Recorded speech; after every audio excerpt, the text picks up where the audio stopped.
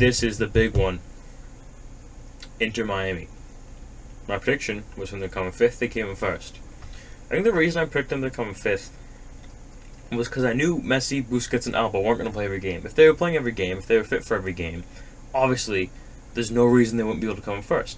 But going into this, I thought they're all over 30, and at this point in their career, they're just trying to play as long as they can. So they're not going to risk an injury. All these players are going to be load managed for the season. That's what happened.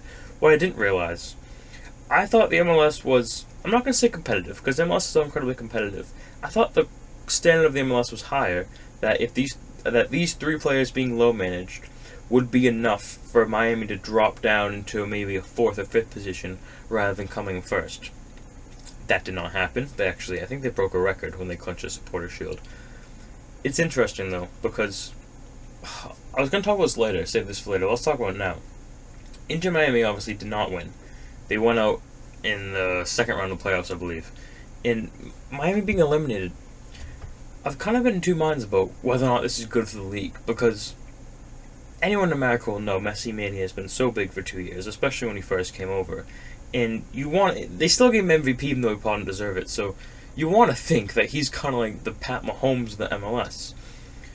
The league will do better commercially if Miami do better. Obviously, MLS isn't as corrupt as the NFL, so they're not going to pay off the refs to give them the decisions. Just my opinion.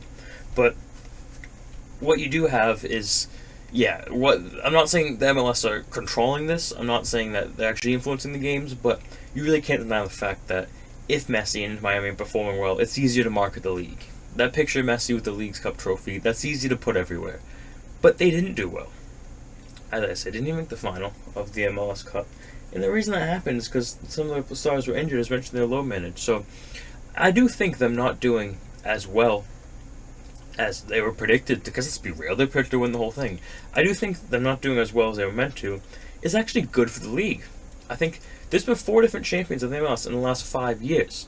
So Miami, this team, and let me tell you why they were favorited. I have it here. Inter Miami squad is worth 34 million euros. That's probably $36 million. They're worth $36 million more than the champions of MLS, the LA Galaxy. So of course they were the favorites to win. I know those stars aren't playing every game, but even if they're in the squad, you expect them to win. But they didn't. And I think that does well to maintain the competitiveness of the MLS. Because last episode we talked about the A-League, and the A-League in Australia is impossible to dominate because they both have the salary cap. The only difference is MLS gets foreign stars and the A-League doesn't really. So because the A-League has a salary cap, keeps it competitive, doesn't have stars that doesn't attract stars to dominate, keeps it even more competitive, the A-League's impossible to dominate. I don't think the MLS is impossible to dominate, but I do think it's incredibly difficult to dominate. And I think the reason for that is because obviously the salary cap, it just kind of keeps the league in check. You can argue against American sports all you want. That's not even an argument I'll disagree with. But, I mean, people moaning about City winning the league 5 years in a row? That's not happening in MLS. 4 different league champions in 5 different years. Yes. But I think what happened, I think my theory on why that happened, is kind of the point I mentioned earlier about reverse. I think we all thought that even if Messi's... Well, no, it's not, actually. My theory earlier of the fact that I thought that even if their low managed wouldn't be able to win the league, that was wrong, yes. But we're kind of all over the place right now. Let's get back. What ended up happening is that Miami are 30 million more. Okay, so let's pull this up real quick.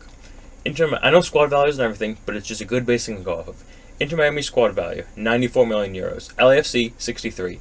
LA Galaxy, 61. Columbus Crew, 50. I think you get where we're going. Incrementally it goes down. Orlando City, 51. Seattle, 49.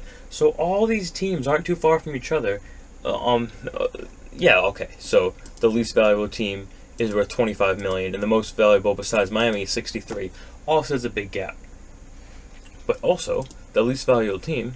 Never mind. I saw it wrong. I was going to say it was Montreal that made the playoffs. It wasn't. It was Kansas City. But the point I'm trying to make is that incrementally it goes down by 1 or 2 million. There isn't a gap as big as the one. And nothing comes close to the gap between LA Galaxy and Inter Miami.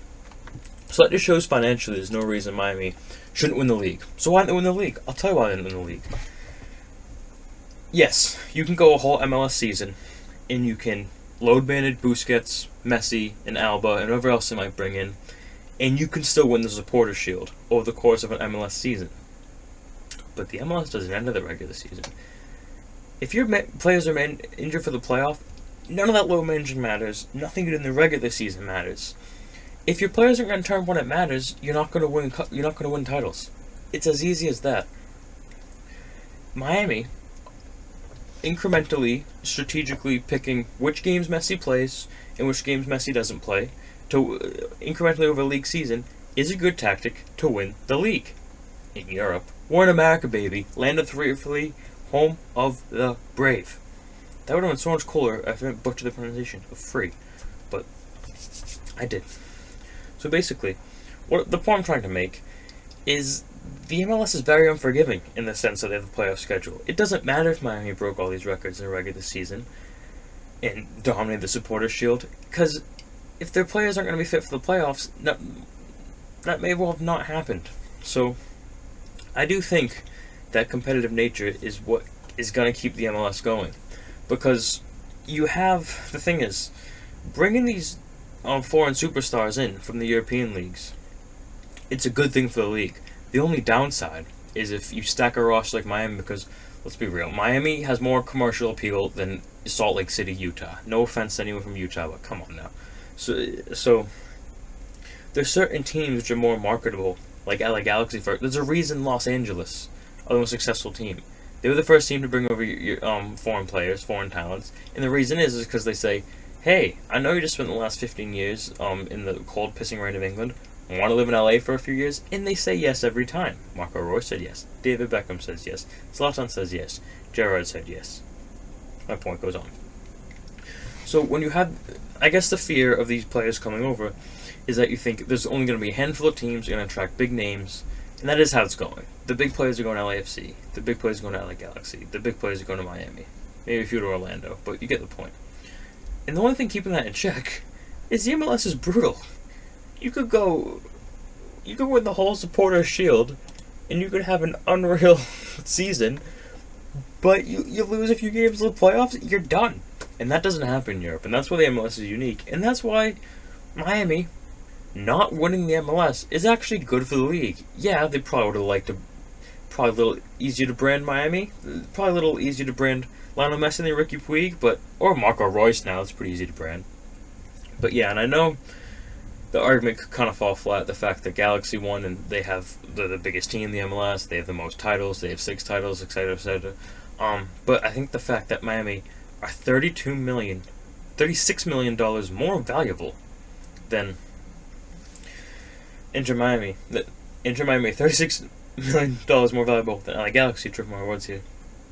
And Galaxy was still able to win their first title since 2014.